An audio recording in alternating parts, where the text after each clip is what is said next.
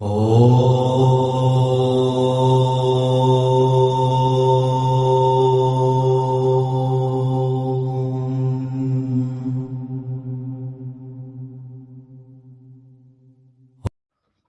सूत्र 45 सांख्य का प्रथम अध्याय। अपवाद मात्रम अबुद्धानाम।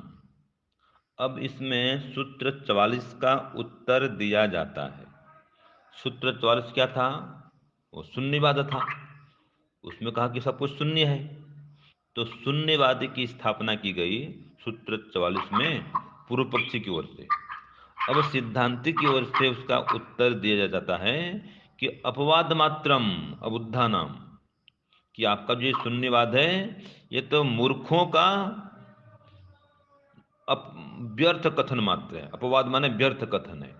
अबुद्धा नाम, अबुद्धा माना अबुद्धा नाम जो अज्ञानी है। तो सूत्रार्थ क्या होगा कि शून्यवाद की मान्यता, लिखिए, शून्यवाद की मान्यता अज्ञानियों का व्यर्थ कथन मात्र है या व्यर्थ कथन है। शून्यवाद की मान्यता अज्ञानियों का व्यर्थ कथन है।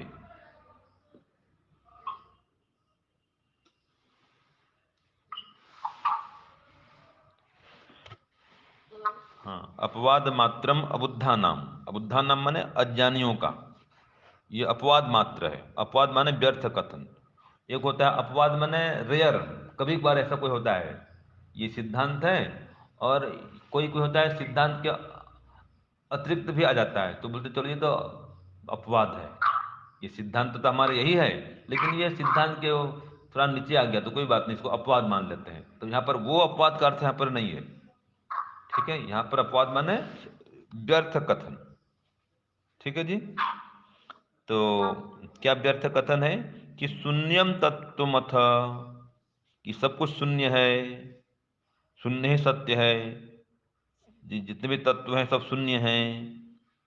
और भाव विनिश्चिति, जितने भावात्मक पदार्थ हैं जिनकी सत्ता है, ये सब का नाश होने वाला है। तो ये जो कथन है, कथनम खलु प्रलाप मात्रम अज्ञानाम जनानाम, तो ये जो कथन है कि इतने भावात्मक पदार्थ हैं सब विनष्ट जाएंगे, ये जो कथन है, इति कथनम खलु प्रलाप मात्रम, ये प्रलाप मात्र है। अज्ञानाम जनानाम, जो अज्ञ हैं, अज्ञानी हैं, मूर्ख हैं, तो ये मूर्ख लोगों का यह कथन है कि जितने पदार्थ आप देख रहे हैं सब कुछ शून्य रूप है, कि कोई पदार्थ कुछ है नहीं, सब शून्य है। ठीक है, तो ऐसा जो कथन है वो मूर्खों का कथन है ये। क्यों ऐसा कथन है? तो कहा यतः शून्यस्य साधनाय प्रमाण से स्वीकार। देखो, अगर शून्य को सिद्ध करना हो, उसने कहा था सब कुछ शून्य है, तो शून्य से कोई प्रमाण लाओ ना भाई। तो अगर शून्य को सिद्ध करने के लिए, शून्य की सिद्धि के लिए कोई प्रमाण लाएंगे, प्रमाण स्वीकार करेंगे, तो शून्यत्व घातक, तो वो सब कुछ शून्य कैसे रहा फिर? वो शून्य का ही नाश कर देगा।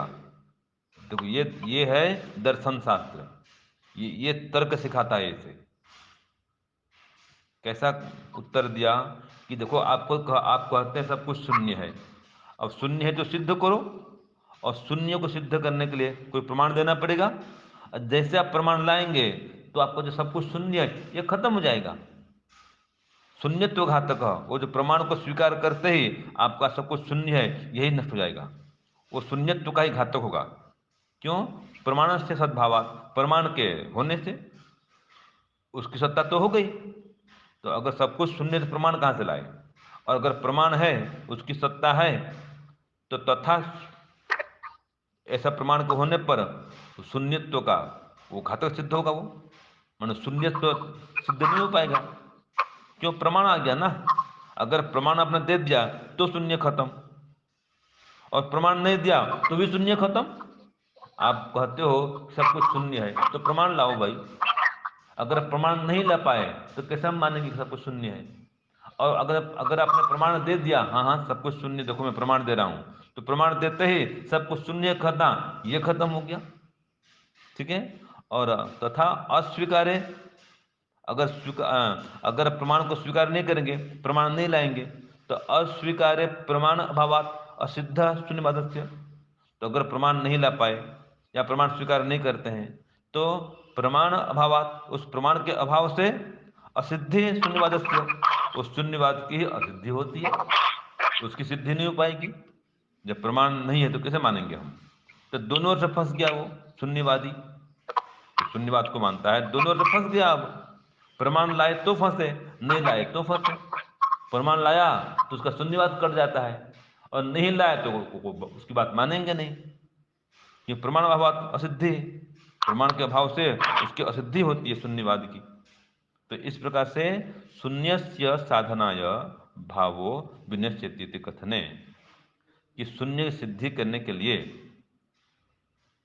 भावो विनश्यति इति कथने, कि जो जो भी भावात्मक पदार्थ है वो विनष्ट होगा। तो फिर प्रथमम भावम स्वीकृत्य एवं, पहले तो भाव को स्वीकार कर लिया कि जो भी भावात्मक पदार्थ है वो विनष्ट होगा, ऐसा कह दिया उसने। उसने सिद्ध कैसे किया शून्य को, कि देखो भी जितने पदार्थ है ना वो सब नष्ट होने वाले हैं। तो पदार्थ है पहले मान तो लिया कि भाव वो विनश्यति, जो भी भावात्मक पदार्थ है वो विनष्ट होगा। तो इति कथन है, ऐसा कहने पर प्रथमम भावम स्वीकृत्य एवं, पहले भाव को स्वीकार करके, पश्चात तस्य विनाशो दर्शित, पश्चात तस्य विनाशो दर्शित, बाद में उसका विनाश हो दिखाता है। तो पहले स्वीकार कर लिया, प्रथम भावम स्वीकृत्य एवं, पहले भाव को स्वीकार करके ही, भाव माने सत्ता, तो सत्ता को स्वीकार कर लिया, और सत्ता को स्वीकार करके ही पश्चात तस्य विनाशो दर्शित, बाद में उसका विनाश दर्शाता है, दिखाता है, या विनाश कहता है। तो भाई विनाशो अपि न कश्चित सर्वथा अभाव, जो विनाश जो कह रहा है वो भी किसी का सर्वथा अभाव नहीं है। भवति पुनर्निरवयवस्य आत्मनस्तु न विनाश संभव तस्य अखंडत्वात्। तो देखो, किसी पदार्थ का सर्वथा विनाश नहीं होता है, सर्वथा अभाव नहीं होता, ये सिद्धांत और भी बता दूं आपको मैं। उसका कारण में लीन होना होता है। ये संसार है, संसार का नाश मानते हैं, तो संसार का नाश मतलब क्या होता है? वो जगत प्रलय में लीन होगा बस, वो अभी कार्य जगत है, वो कारण जगत में विलीन हो जाएगा, ये विनाश है, सर्वथा भाव नहीं होता है। जैसे वो लिखते हैं ना ब्लैक बोर्ड में, कोई चाक से लिख रहे हैं, गुरु जी पढ़ा रहे हैं, चाक से लिखते लिखते जब कक्षा खत्म होने को होती है, उस चाक भी खत्म होने को होता है। तो चाक खत्म कैसे हो गया? वो अणु परमाणु में उड़ गया, घिस गया वो, तो उसका सर्वथा अभाव तो नहीं हो गया ना, वो तो अणु परमाणु में चला गया है वो। ठीक है जी। तो इस प्रकार से कोई पदार्थ का, किसी पदार्थ का सर्वथा अभाव नहीं होता है। तो ऐसा तो प्रश्न आता है कि ये जो है कोई भी चीज है, उसका वो परमाणु से बना हुआ है, वो परमाणु इकट्ठा है तो वो चीज बना है, तो वो परमाणु अलग अलग हो जाएंगे तो वो चीज नहीं रहेगी। तो फिर वो परमाणु तो रहेंगे ना कहीं ना कहीं। हाँ, रहेंगे, हाँ, परमाणु तो रहेंगे। फिर तो उस, ये विनाश प्रलय हो ही नहीं पाएगा, उस, क्योंकि हाँ, जो कण हो जाएंगे परमाणु वो तो घूमते रहेंगे, हाँ, तो उसका वो रहते हैं ना, प्रलय कैसे? इसलिए इसलिए सर्वथा विनाश नहीं होता है। जो वहां पर विनाश कहा गया है, वो विनाश भी सर्वथा विनाश नहीं होता है, वो तो कारण जगत में लीन हो जाता है। जिस शरीर कोई, लिंग का वो अपना अस्तित्व में रहेगा, लेकिन अलग हो जाएगा। हाँ, झुंड में था वो अलग हो जाएगा, फिर जैसे वो जैसे लीन नहीं हो जाएगा ना जैसे कि किसी में। जैसे कि शरीर है, अब जो शरीर है उसको जला दिए और राख बन गया। अब शरीर का जो ये रूप भी दिख रहा है, हड्डी और मांस, ये सब तो खत्म हो जाएंगे, लेकिन वो क्या बचा? उसका राख बच गया, तो राख में बदल गया वो पांच महाभूत में, उसको बोलते हैं विलीन शब्द आता है उसके लिए। उसके लिए विलीन शब्द ही प्रयोग करते हैं, इसका जो शरीर है पांच महाभूत में विलीन हो गया, ये शब्द चलता है संसार में। विलीन कहाँ हो गया? विराट के रूप में वो अस्तित्व नहीं है, लेकिन शब्द विलीन में, माने तो लोप हो जाएगा ना। अरे लोप भाई तो नहीं हो। मेरी बात सुनिए, जो संसार में कहना होता है ना वो विलीन शब्द ही बोलते हैं, ये संसार में चलता है। आप बोलेंगे, जैसे मैं कहा, देखो भाई ट्रेन में जा रहे हैं, उतरो उतरो, राजकोट आ गया। राजकोट कहाँ आ गया? हम राजकोट में आए हैं ना, लेकिन बोलते क्या है? राजकोट आ गया बोलते हैं। कोई जा रहा है अहमदाबाद, अहमदाबाद आ गया, अहमदाबाद कहाँ गया भाई, वो तो अहमदाबाद तो वहीं रखा हुआ है, लेकिन हम बोलते हैं अहमदाबाद आ गया, वो व्यवहार चलता है ये। ऐसे ये बोलते हैं कि इसका जो शरीर है 5 महाभूत में विलीन हो गया, ये व्यवहार में यही चलता है, समझे आप। इस इसको इसको बोलते हैं ओ ओ योग दर्शन की भाषा में प्रमाण विपर्य विकल्प, ये विकल्प वृत्ति है ये क्या है, विकल्प वृत्ति, कि ये बोलने को होता है खाली ऐसे कि भाई अहमदाबाद आ गया, कोई अहमदाबाद आता नहीं है। ऐसे ये 5, आपने कहा कि 5 महाभूत विलीन कहाँ हो गया, वो तो राख में बदल गया, और राख में बदल जाने को ही कहते हैं कि शरीर 5 महाभूत में विलीन हो गया। उसके लिए संसार में वही शब्द प्रचलित है, समझ गए, और इसमें व्यवहार चलता है। तो वो वही बोलते हैं कि जो जगत है प्रलय में विलीन हो जाएगा, तो वहां भी वही है, शब्द ऐसा प्रयोग होता है, लेकिन अर्थ तो वही निकलता है इसका कि वो सूक्ष्म रूप में चला गया है, वो तो सर्वथा उसका अभाव नहीं हुआ है, फिर भी बोलते हैं कि वो कारण जगत में कार्य जगत विलीन हो गया है, जो संसार है अपने कारण में लीन हो गया है, इसके लिए ये शब्द का प्रयोग किया जाता है। तो जैसे यहां पर भी कह दिया कि देखो भाई कोई भी पदार्थ जो है वो कैसा होता है, कहाँ चले थे हम, हाँ, किसी भी पदार्थ का सर्वथा अभाव नहीं होता है, तो वो अपने कारण में लीन होता है, तो न विनाश संभव, उसका विनाश संभव ही नहीं है, तस्य अखंडत्वात्, वो अखंड है वो तो खंडवान पदार्थ एवं विनष्ट होती, जो खंडवान पदार्थ है वही विनष्ट होता है, खंडम खंडम भूत्वा, वो खंड खंड हो जाएगा, टुकड़े टुकड़े हो जाएंगे, तो खंड खंड भाव एवं विनाश का अर्थ आएगा ना, उसका खंड खंड होना ही इसका ही विनाश का अर्थ होता है, इसको ही विनाश कहते हैं। जो चाक है वो घिस गया, वो चाक का घिस जाना ही वो चाक का विनाश मान लेते हैं, लिखते हैं ब्लैक बोर्ड में, और चाक खत्म हो गया लिख लेते, क्या बोले चाक खत्म हो गया, भाई चाक कहाँ खत्म हुआ है, वो तो रूपांतरित हो गया है।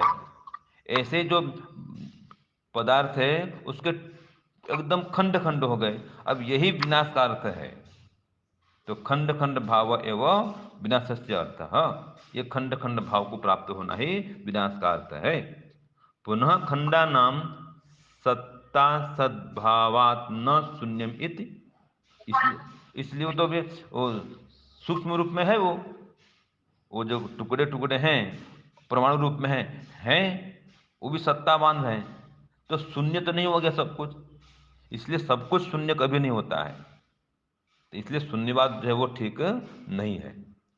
ये वैदिक मत यही है, ये वेद का मत है कि संसार जो अभी दिख रहा है ये दृश्य जगत है, ये क्या है, दृश्य जगत, जब प्रलय होता है ये अदृश्य जगत में बदल जाता है, उसको ही प्रलय कहते हैं, और उसमें दृश्य जगत में तो बदल ही नहीं सकता, क्योंकि अगर परमाणु है तो वो परमाणु में उगता चला गया, लेकिन नाश तो नहीं हुआ, तो परमाणु तो दिखेगा ना। कहाँ दिखेगा, परमाणु दिखता नहीं आंख से, जो बारीक परमाणु है अभी भी ये वायु में दिख रहे हैं, परमाणु आपको क्या, वायु में कितने परमाणु घूम रहे हैं आपको दिख रहे हैं, बताओ।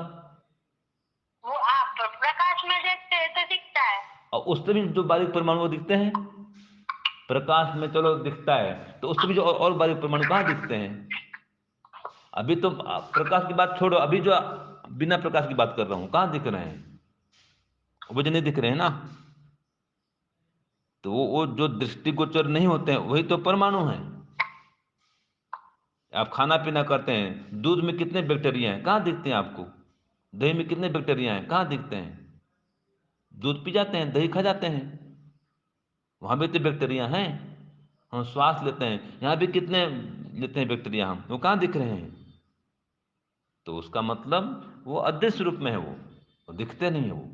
तो प्रलय काल में भी सब कुछ खत्म हो जाता है, मतलब सब कुछ कारण में लीन हो गया, अंधकार घोर अंधकार होता है, तब कोई सूर्य नहीं होता, चंद्र नहीं होता, कुछ भी नहीं रहता, तब पशु पक्षी जीव जंतु मनुष्य कोई नहीं रहते हैं, और सभी जो जीवात्माएं हैं वो बेहोश होते, बेहोश, तो आत्मा तब भी रहती हैं, लेकिन वो बेहोश रहती हैं, उन्हें कुछ पता नहीं होता है, उसमें कोई सूर्य उदय नहीं होता है, सूर्यास्त नहीं होता है, कहीं पर समुद्र सूर्य चंद्र कुछ नहीं रहते उस समय, वो प्रलय काल है। लेकिन वो प्रलय काल भी शून्य काल नहीं है। प्रलय अवस्था आई है उसको भी शून्य अवस्था हम नहीं कह सकते हैं, वो प्रलय अवस्था है, ठीक है, उसको कारण अवस्था कहते हैं। तो जगत की दो प्रकार की अवस्था होती है, एक कार्य जगत की अवस्था जो दृश्य जगत है, और एक है कारण जगत की अवस्था जिसको अदृश्य जगत कहते हैं। उसका नाम है अलिंग। जो मूल प्रकृति है उसका नाम क्या है, अलिंग है। माने उसमें कोई ऐसा कोई लक्षण दिखता नहीं है। ये योग दर्शन की भाषा कह रहा हूं मैं। क्या बोलते हैं उसको, अलिंग कहते हैं। तो ये जो शून्यवाद है वो ठीक नहीं है, ये सांख्यकार ने स्पष्ट कर दिया। ओम शांति ओम शम।